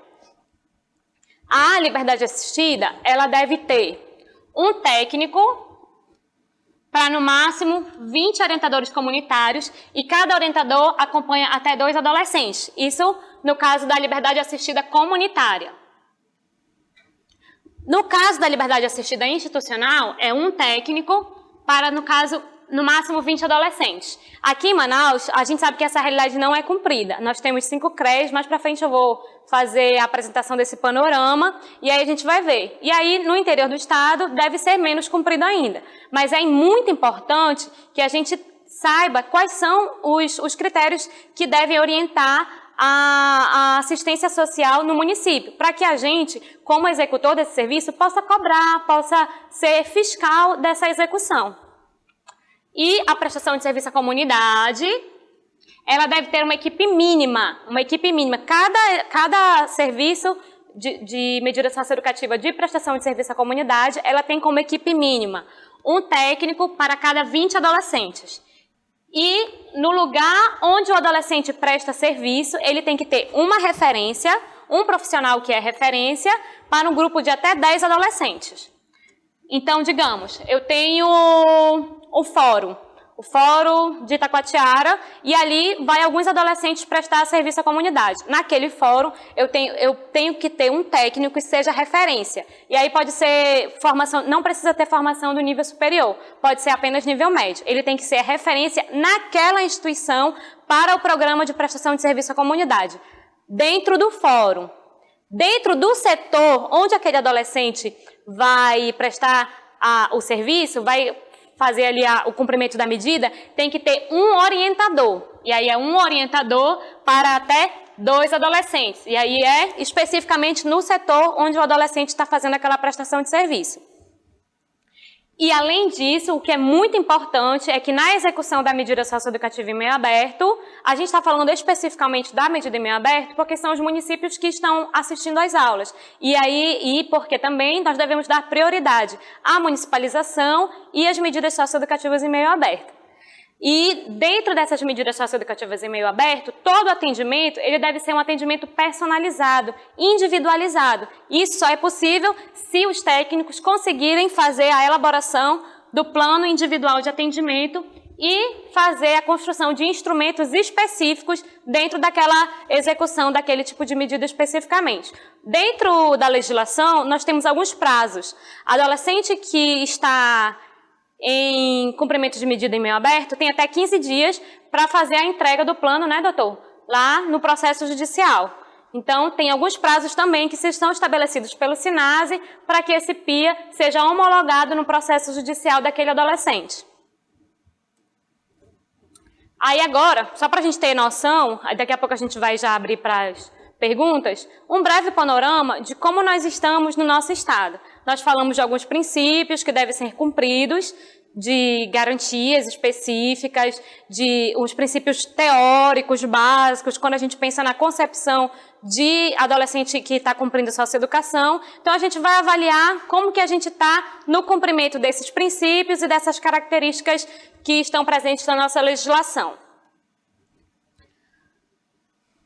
A avaliação que nós temos da nossa realidade, a partir tanto do nosso contexto, das nossas relações, tanto quando a gente acompanha as notícias na mídia, por exemplo, é que a doutrina da situação irregular, ela ainda vive no nosso meio. A doutrina da proteção integral, ela não foi completamente absorvida, ela não está assim falando fortemente, pulsando na veia daquelas pessoas que executam os serviços de atendimento a crianças e adolescentes. Isso a gente vê presente nas relações cotidianas, porque as internações, por exemplo, elas ainda são vistas como forma de enfrentamento à violência.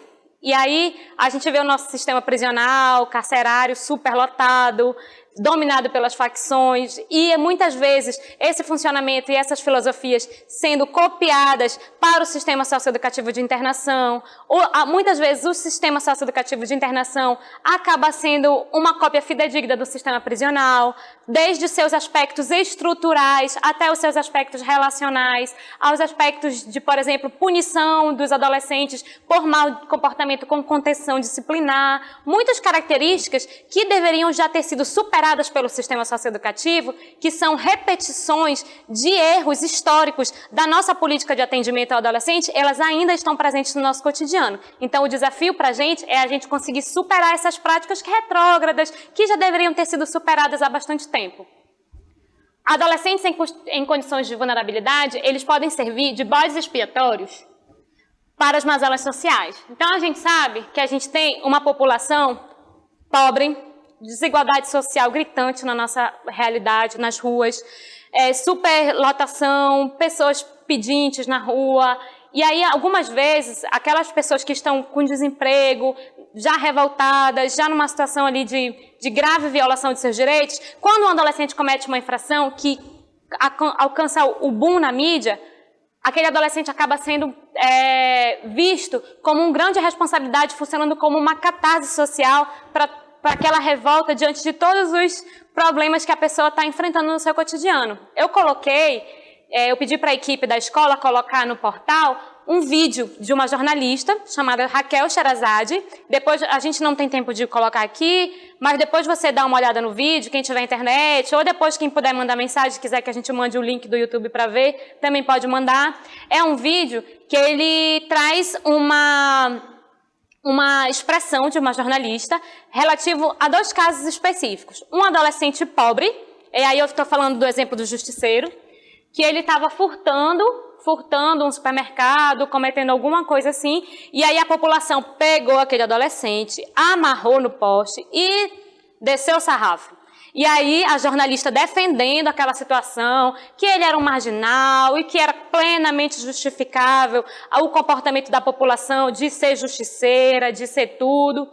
E aí, segundos posteriores, numa outra situação, a jornalista sendo plenamente condescendente, tranquila, carinhosa com um outro adolescente branco, da classe média alta, rico, um artista internacional, plenamente reconhecido, e aí ele, com comportamentos de delinquência, né, como as pessoas geralmente falam, cuspindo nos seus fãs, etc., mas ela sendo completamente, poxa, gente, vamos compreender, ele está apenas crescendo.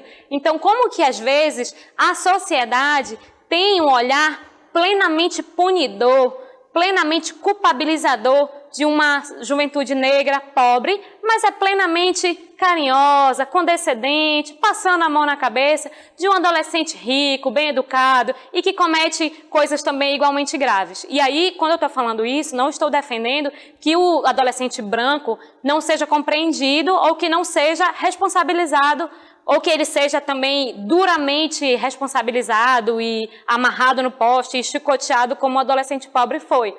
Mas é importante reconhecer como que alguns princípios, por exemplo, de manutenção da ordem, como que um adolescente negro que não tem o que comer, que furta no supermercado, ele é uma ameaça à ordem, e aí ele precisa, muitas vezes, as pessoas veem como eles precisam ser retirados do cenário, precisa ser chicoteado, punido em praça pública. Então, como que esses valores sociais, muitas vezes eles estão presentes nas práticas profissionais cotidianas. Então, são princípios que precisam ser repensados e reestruturados. E, somando-se a toda a falta de estrutura que o sistema socioeducativo enfrenta, especialmente no interior do Estado, nós ainda temos casos de violação dos direitos diversos dos adolescentes.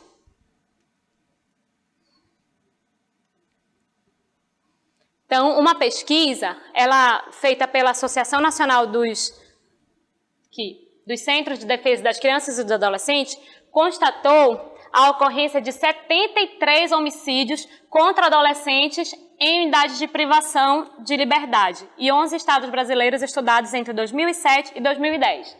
Então, um adolescente que ele está tutelado pelo Estado, internado, cumprindo uma medida socioeducativa, é assassinado. E a responsabilidade é de quem? De quem está com a tutela daquele adolescente, o Estado. Então, o Estado é responsável por aquela morte, por aquela violação de direito. Então, nós tivemos, no último ano, algumas notícias graves de adolescentes mortos, assassinados, no sistema socioeducativo. Adolescente morre estrangulado em centro socioeducativo na Cidade Nova. 3 adolescentes são mortos em unidade socioeducativa de Pernambuco. Em Goiás, 9 adolescentes morrem em incêndio em centro para infratores. Olha aqui.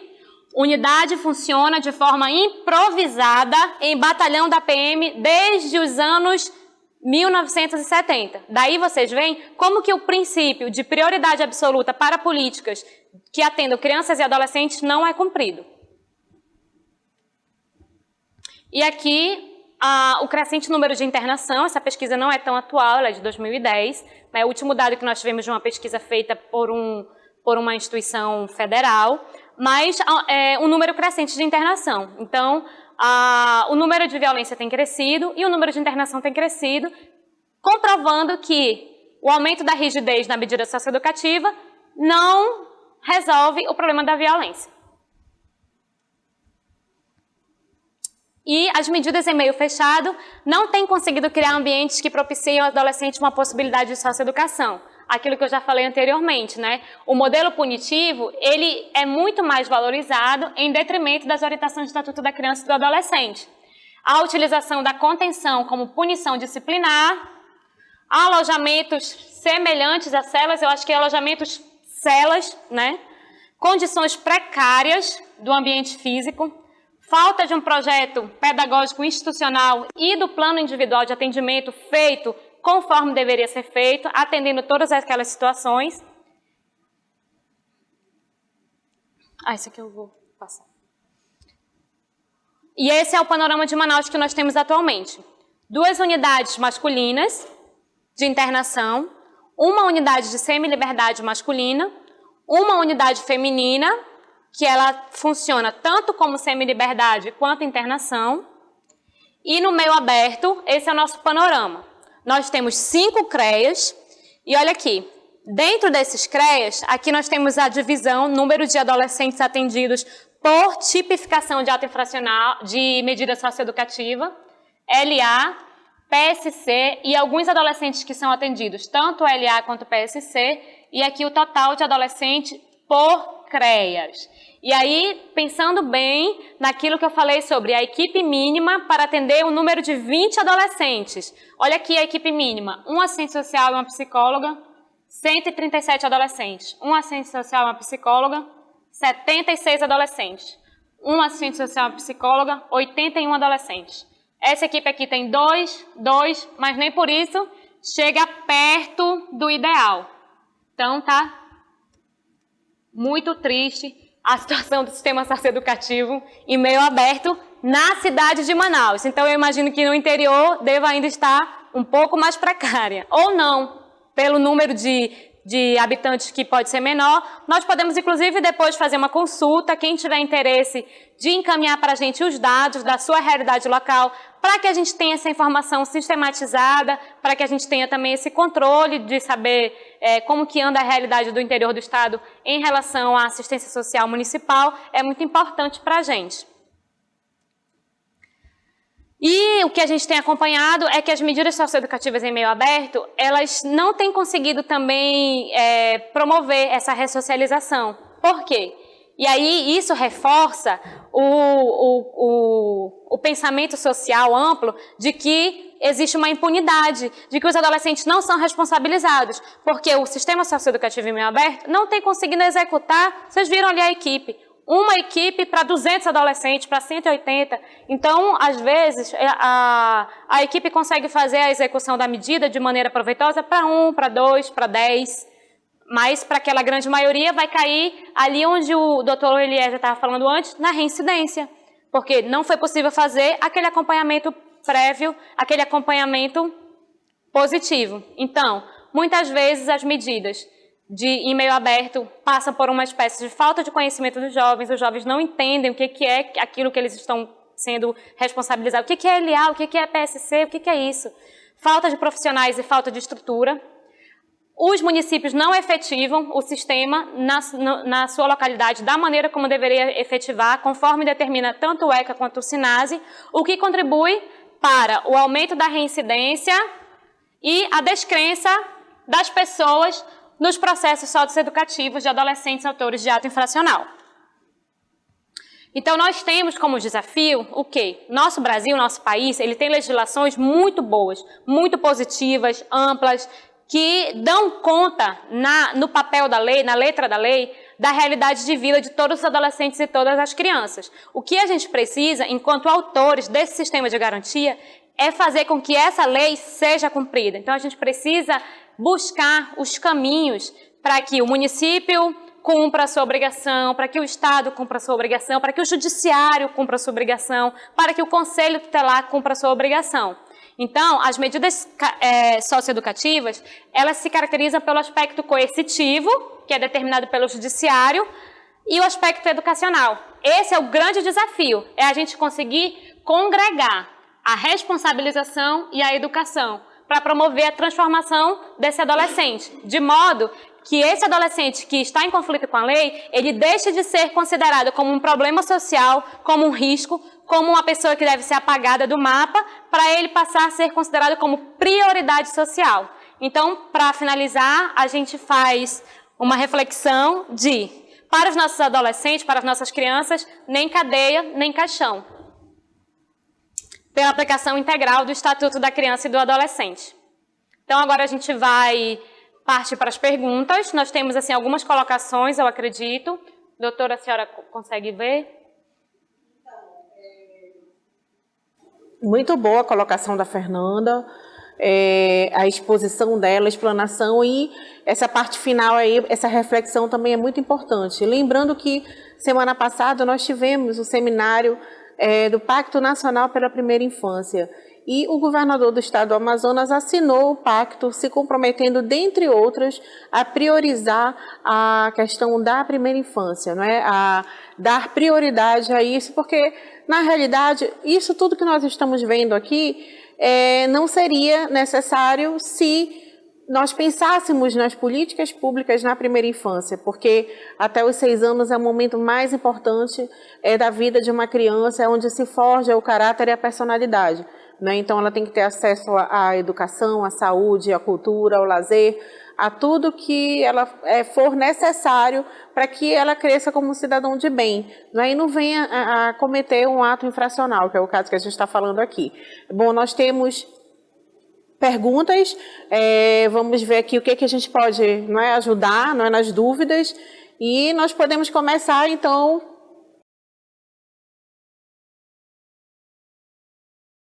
reunida aí em Parintins. É muito legal ver que está todo mundo aí. Obrigada pela participação de vocês. Nós queremos saber se vocês têm alguma dúvida. Lembrando, gente, que isso aqui é uma interação, a gente só está longe, mas na realidade a gente gostaria de estar perto. Né? Então, se vocês tiverem alguma dúvida, alguma coisa de procedimento mesmo nessa parte do infracional, por favor, a hora é essa. Né? Eu quero parabenizar também a Michele, que ela tem se mostrado uma colega assim, muito afeita à questão da infância. Isso é muito importante para nós, e principalmente aí em Parintins, não é? Então, parabéns e obrigada pela participação de todos vocês aí em Parintins. Já está liberado, liberado, então quem quiser perguntar é só se aproximar da televisão, perguntar, contribuir, contar um caso para que possa ser analisado. Tem nenhuma experiência a ser colocada? Se eles têm alguma experiência a ser contada, para que possamos assim debater. Bom, nós temos uma pergunta aqui que veio do Careiro da Várzea, não é? O Jonas, ele está aqui conosco no estúdio e ele formulou algumas perguntinhas. Opa, eu acho que nós temos pergunta. Pode fazer, que a gente está ouvindo. Eu não consegui, na verdade, ouvir aqui. Eu não sei as colegas. O senhor o senhor do CREAS? Não deu para a gente ouvir direito. Foi alguma coisa de um adolescente, né, com um probleminha na escola? Bom, eu vou tentar, né, eu não sei se eu entendi tudo direito que o senhor perguntou, mas assim, existe realmente essa dificuldade, né, a partir do momento em que o adolescente recebe uma medida socioeducativa de liberdade assistida, por exemplo, nós falamos aqui das deficiências do CREAS, né, e há também, e nós sabemos, nós temos ciência de que acontece um certo preconceito, por exemplo, na parte na escola, até de receberem esse socioeducando, né, então assim, isso é muito importante que haja essa interação o judiciário com os CREAS, com a rede toda de apoio, no sentido de trabalhar, fazer esse trabalho de conscientização. Tu queres falar alguma coisa, Eliezer, em relação a isso? Não, eu acho que já está bem explicado acerca disso, até porque senão tem um tempo muito pequeno, né? para responder todas as perguntas. Então, o que precisa ser feito, talvez um trabalho que nós estamos aqui fazendo junto com os CREAS aqui na cidade de Manaus, é que eles consigam reunir ali os gestores, onde os adolescentes são direcionados a cumprimento de PSC, por exemplo. Que aí a gente conseguindo reunir esses gestores, conseguindo fazer com que esses gestores se compreendam como parceiros nesse processo de ressocialização dos adolescentes, é um pouco mais fácil. A gente sabe que existem gestores e gestores. Alguns gestores são mais afeitos da questão da ressocialização, compreendem de forma mais plena o processo socioeducativo, se comprometem mais de acompanhar aquele adolescente de maneira mais próxima. Às vezes, tanto quanto o adolescente que vai cumprir PSC naquela escola, quanto o adolescente que é matriculado numa escola por ter cometido um ato infracional, tem que retornar à escola. A gente sabe que existem gestores que têm uma postura um pouco mais acolhedora e gestores que têm uma postura um pouco mais rígida, um pouco mais arredia em relação a essa realidade, também por conta da grande demanda de trabalho que o cotidiano de uma gestão escolar demanda. Mas o desafio, eu acho que a dica que fica para os profissionais do CREAS é tentar convidar esses gestores, esses professores, para que eles consigam se perceber como parceiros nesse processo. E aí também reunir, o que tem sido feito aqui em Manaus, é reunir os gestores das escolas para que eles consigam depois compreender como que pode aceitar o adolescente para cumprir PSC, que tipo de atividade pode ser direcionada àquele adolescente, como que deve ser o acompanhamento na prática, quais cuidados que devem ter quando o adolescente se insere naquela escola. Eu acho que o primeiro passo para a gente conseguir fazer com que a política seja cumprida é partir do diálogo. Eu sei que é difícil a gente lidar com gente que não quer cumprir o seu papel, que não quer cumprir a sua obrigação, que é o que está escrito na legislação. Mas, às vezes, quando a gente chega com a legislação nua e crua, exigindo que aquela pessoa cumpra aquilo que está ali no papel, a gente fecha portas. Então, uma forma de abrir portas é a gente chegar dialogando inicialmente. É verdade.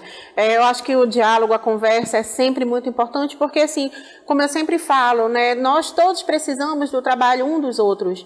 Então, para que o nosso trabalho seja realmente efetivo, a gente precisa fazer essa parte. Essa parte de padronização. Isso, não, de procedimentos conversa, também, né? conversa, diálogo e padronização de procedimentos. Itacoatiara, vamos lá. Oi, Itacoatiara. Tudo bem com vocês? Obrigada pela participação. Vocês têm alguma dúvida, alguma pergunta? A gente colocou na área do curso uma recomendação que foi feita pela coordenadoria, número 2 de 2018, com todas as orientações de como devem ser os procedimentos de condução, de apreensão de adolescente que foi identificado como cometimento de ato infracional. Então, quem trabalha no interior do estado, tanto no fórum, quanto na polícia, quanto no conselho tutelar, etc., pode olhar essa recomendação e saber quais que são os procedimentos a serem tomados nessas ocasiões. Tanto em relação, quando não existe o promotor de justiça no interior do estado, o que deve ser feito. Tem na área do curso todo um material complementar que pode ser interessante para que as pessoas baixem, para ser complementar à aula de hoje. Canutama. Tudo bem, Canutama? Obrigada pela participação de vocês aí. Tem uma pergunta interessante. Olha, quem não quiser fazer pergunta agora, pode mandar por escrito. A gente vai depois disponibilizar o e-mail da coordenadoria, tá? Para responder dúvidas também. Doutor Eliezer, também o e-mail do institucional, não é? A gente pode, inclusive, vocês podem encaminhar para a coordenadoria, que a gente encaminha para ele, se assim preferirem. O Jonas do Careiro, ele fez o seguinte questionamento: existem centros de socioeducação no interior do estado? Existe alguma proposta para atender a demanda dos adolescentes que estão em conflito com a lei? No caso do interior, infelizmente não. É importante lembrar que essa é uma questão de política pública que é do Estado, não é do Judiciário. Muitas vezes nós puxamos isso para nós no sentido de tentar resolver, mas infelizmente não há, e que até onde eu sei, não há previsão de que seja construído um centro de socioeducação no interior, nem que fosse em Tabatinga ou em Tefé, em qualquer lugar que fosse, que ajudasse realmente a suprimir essa demanda. Uma outra colocação que ele fez, que o Jonas fez lá do Careiro, quando emitido um mandado de busca e apreensão, é verificado se o adolescente já encontra-se ressocializado, se já está trabalhando, se ele possui família e que a demora ou não localização deste pode retroceder na medida. Achei interessante essa pergunta. Eu vou responder. Acerca da situação desse menor, que pode ser ressocializado ou não, depende muito da gravidade da infração que ele cometeu. E vocês verificam, né, antes? É verificado sim, tá? Só explicando a ele, que é verificado sim, se ele já tem a possibilidade de estar sendo incluso num programa, ou se ele já está incluso também através de uma profissionalização, trabalhando, ou se ele tem outro tipo de vida, isso é verificado sim. E dependendo da situação, às vezes feita uma advertência extintiva. Depende da gravidade, na verdade, da infração. Porque no caso de um homicídio, um latrocínio, não tem como passar a mão aqui e esquecer. É aquela situação que é uma parte punitiva, mas tem a parte de socialização e educação. E sempre a gente leva em consideração que a prioridade seria a ressocialização e a educação. Mas tem alguns casos que não podem ficar sem essa situação de completar o procedimento infracional. Então, eu espero que a sua dúvida tenha sido esclarecida, Jonas. Vamos, então, dar aqui o e-mail, fornecer o e-mail da coordenadoria. Quaisquer dúvidas, questionamentos, vocês podem encaminhar para nós. Lembrando que nós estamos à disposição, que há o portal da Coordenadoria da Infância no Tribunal de Justiça. E, Fê, por favor. Perguntinha. Diminui um pouco. Urucará. O conselho, eu posso ler? Urucará. O Conselho Tutelar de Urucará, grata pela participação, gostaria de tirar dúvidas em relação à falta de defensoria no município, que seria de grande soma em prol ao cumprimento do sistema de garantia de direito, principalmente em relação aos atos infracionais. Realmente, para o nosso trabalho acontecer, é essencial que nós possamos ter, né, ao nosso lado o Ministério Público e a Defensoria Pública. Então, isso deixa muito a desejar, até porque tem que ser obedecido com um dos princípios, né, que a Fernanda mencionou, que é o princípio básico de direito, que é o devido processo legal. Verificar se existe alguém no município, né, que possa efetuar a defesa, ou então oficiar, o juiz pode oficiar ao defensor público geral para que seja designado um defensor para fazer a defesa desse adolescente. Pela lei do abuso de autoridade, os estabelecimentos precisam ser adequados para que o magistrado possa apreender em internação? Bom, essa questão do abuso de autoridade é muito recente. O que nós costumamos, né, falar, e é o nosso pensamento, com certeza, do Eliezer. Nós vamos continuar fazendo nosso trabalho, porque o nosso trabalho é sendo feito fundamentadamente, né, nossas decisões, não há por que temer. Né? Então, nós temos que realmente continuar, não vamos ficar engessados por isso. Urucará está desejando parabéns aqui pela aula, doutora Rebeca, doutora Eliezer, Johnny. Oi, Johnny, obrigada pela sua participação também. Um abraço, qualquer dúvida, tá bom? Eu sei que o James está de férias, mas é bom saber que vocês estão aí nos assistindo. Doutora, só uma coisinha em relação a essa questão do estabelecimento adequado. No documento, no material complementar que nós colocamos no curso, nós também temos uma orientação em relação aos dias que o adolescente pode permanecer em internação provisória no interior do estado por até 5 dias, em cela separada da população adulta. É muito importante que esses princípios sejam cumpridos também, inclusive para que não haja depois uma responsabilização da autoridade policial do interior do estado. Vimos todas as leis... Inclusive vendo a parte de gêneros também. Olha, Quari, vimos todas as leis que ajudam o menor infrator, formas que praticadas os ajudariam a voltar restaurados para a sociedade. Mas o poder público, segundo o que vimos, está deixando a desejar no cumprimento de sua parte. O que fazer se não há apoio do poder público? Tem alguma punição para eles? Bom, Aqui em Manaus, nós temos Ministério Público bastante atuante, que ajuiza ações civis públicas, no sentido de que seja determinado o cumprimento daquilo que o estabelecimento dessa política que está faltando, não é? Então, assim, usem, não é? Façam valer desse instrumento. O Ministério Público é figura essencial e realmente, claro, primeiro conversar, primeiro tentar ajustar, primeiro tentar conciliar. Se não houver essa possibilidade, uma ação civil pública resolve. Nós temos muitas respostas positivas em razão de ações civis públicas que foram ajuizadas aqui em Manaus e que tiveram que ser cumpridas, né? Então, assim, infelizmente, se não há, a gente tem que usar esses instrumentos que nos são ofertados pela Constituição Federal. E mobilizar a sociedade para que a sociedade tenha noção do que está acontecendo. Porque muitas vezes o poder público no interior do estado, ele tem uma atuação um pouco eleitoreira, está visando ali aquela eleição, o que tem uma visibilidade maior que traga mais votos.